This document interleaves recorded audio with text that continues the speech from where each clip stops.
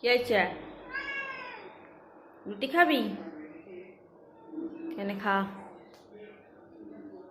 Good morning. এখন বাজে প্রায় সকাল 7:30 মতো, আর আমি কিছুক্ষণ আগেই ঘুম থেকে উঠলাম।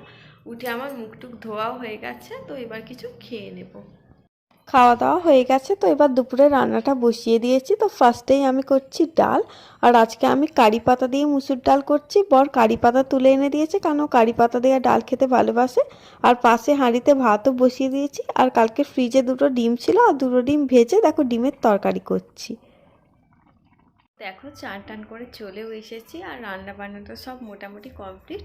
আর এখন শুধু একটু বেগুন কেটে গরম গরম বেগুনি ভাজবো, তাহলেই আমাদের হয়ে যাবে, আমরা ভাত খেয়ে নেব।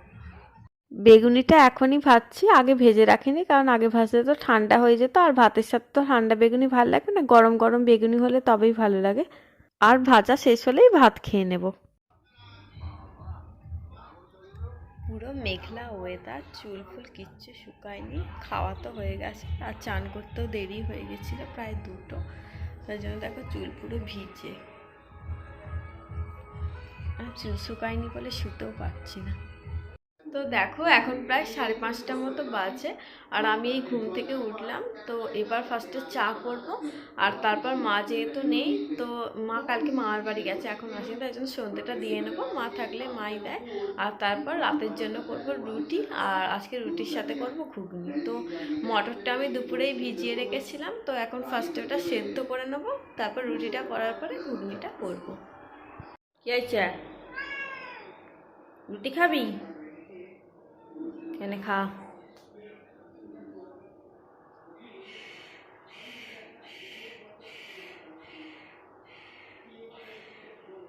আর একটু খাবি?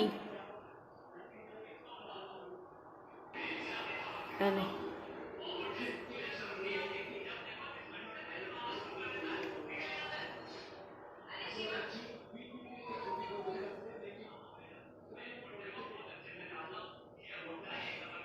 তো দেখো আমার রুটি করা হয়ে গেছে, আর এখন বাজে প্রায় 7টা মতো, আর কালকে আমার বড় একটা নারকেল ভেঙেছিল, তো ওটা দিয়ে এখন ভাবছি মুড়ি খাবো, মুড়িটা খেয়ে তারপর ঘুগনিটা বসাবো।